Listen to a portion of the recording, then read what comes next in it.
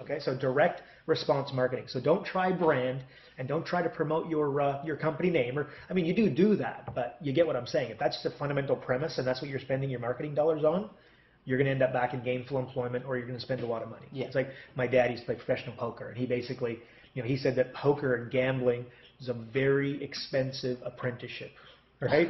So, you can imagine you lose a lot of money at the poker tables, right? Well, that's basically what branding is in my world. Okay. So the next thing that I would say in terms of preparing your mind, and that's, are you buying your new customers? Okay. So Craig, you and I, we're going to start up a company tomorrow. Okay. I'm going to give, we're going to have $100,000, right? And there's one thing and one thing only, if we want immediate success, that we should spend that $100,000 on.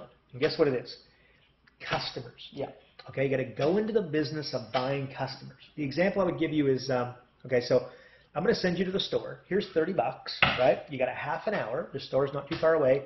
I need you to come back with a shiny, brand new white T-shirt. Could you do that with the money? Yeah. Yeah, no problem, right? Yeah. Okay, well, take that same premise. If you could get a white T-shirt, do you think you could go buy a customer for your business? And it's just a matter of working out how much you have to spend to acquire those customers. Does that make sense? Yeah. But you're not buying, but here's the most important thing. You got to buy an ongoing customer, right? So it brings me to the next point. Do you own a business or a promotion? Yeah. And if you say you sell swimming pools and then you never see me again, well, then you have a promotion because a one-off sale just ends. You want to have a business. So at the back end of that pool, you need to come and basically service my pool every quarter and take the, clean the filtration system and get all the leaves out, because I'm going to be super pumped up for 6 months. But after that, the kids and myself, we're going to lose interest. Does that make sense? Yeah. So now you suddenly have a business. You're going to do lawn care. Same thing. You're going to come and landscape my garden, make it look sensational. Well, you need to make sure that you put, a process in place where you come see me every 3 months, and you can make it free, by the way, if you're clever enough. And when you come back every 3 months, it's like a salesman, in overalls. Exactly. Right? Does that make sense? Yeah. So, but the bottom line is, do you have a promotion or a business? You need to make sure you have a business. So you want to buy customers with your $100,000 and buy good customers that will come back on a regular basis. Okay. There could be like a professional athlete in your area.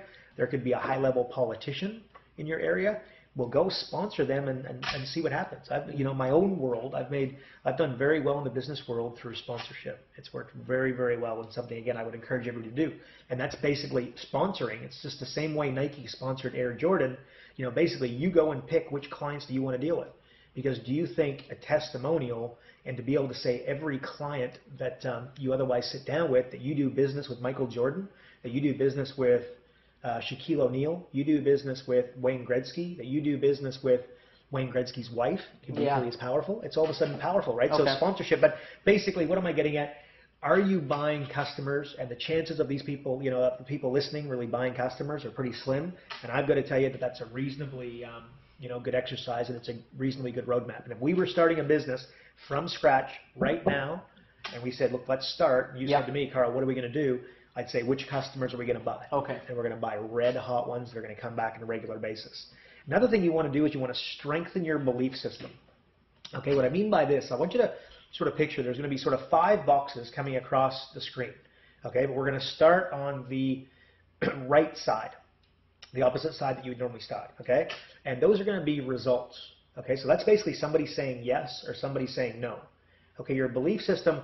What happens is when somebody says no, you go back 1 box. We've now gone from the right-hand side of the screen to the, slightly in towards the left, and there's going to be another box, and that's basically going to be an action, okay? But what you do is you change what you say, who you say it to, the area you go to. Okay. Again, you need to go deeper than that. You need to go back 1 more box. We're going again towards the left of the screen. We're now in the center, and this is going to be the state.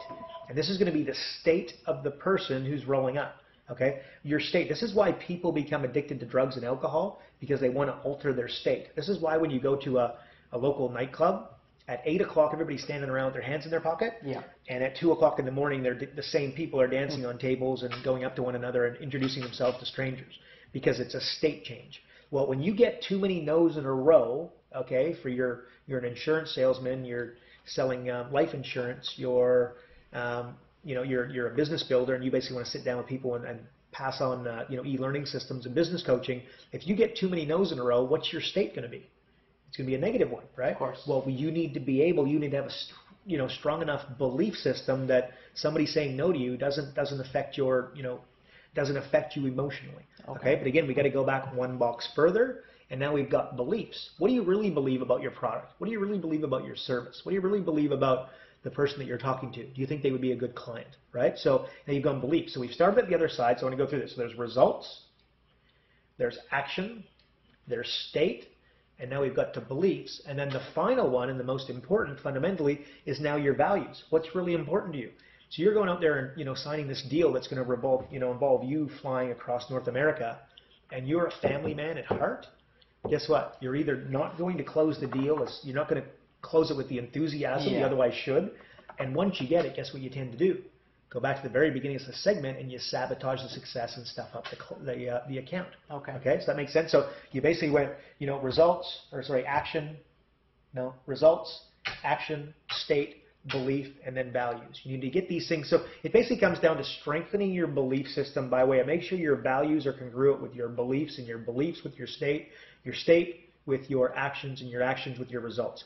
That's how you close more deals as a salesperson, not wearing a different suit, not basically inflicting a different a particular word. This is where it starts, right? So you need to be confident. So basically that, strengthen your belief system.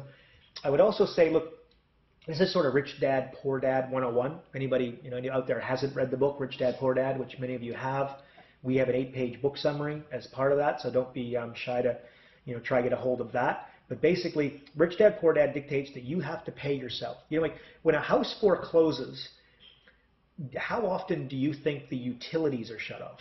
And the answer is very, very seldom. Okay, and why? Because people, without lights, it's pretty tough to live, right? They can live without rent, and they can have people knocking on their door and harassing them, but they can't live without lights. Well, you need to turn your wage into a utility. Okay, so the same way you pay utility, you need to pay yourself. Okay, because again, fundamentally speaking, businesses earn exactly what they need to earn. Right? It's crazy. So when you all of a sudden have an extra $5,000 of overheads, you work a little bit longer, you raise your prices, you come up with something clever to make sure that you bring it home. Okay, but the bottom line is, as a business owner, you got to pay yourself first because you're worth it. You deserve it. This is not, if you were to show up and mow my lawn, you would expect to leave with $50. Okay, well, why do you show up to the office and not expect to leave without $50? I mean, business owners all the time, they go all the time. For 3 years and their net worth hasn't increased. It's crazy. So you get what I'm saying there. It's Rich Dad, Poor Dad 101, to pay yourself first. And then the last bit that I would say in order to get your head right is to say this. I would ask everybody listening, what is the business that you operate? What is the game that you're in? What kind of business do you own? Okay, and I want you to think about that for a second. And what would you say back to me into the camera? Okay, now very few of you would have just said sales and marketing.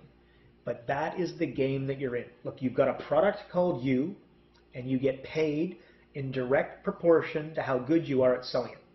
It's that simple. So you're in a sales and marketing game, and you have a product called you, and you get paid in direct proportion to how good you are at selling it. Get good at selling it. Okay, brand yourself. So anyway, so that's basically preparing your mind for success. Okay. Those are some of the tidbits of information that I would throw in there. So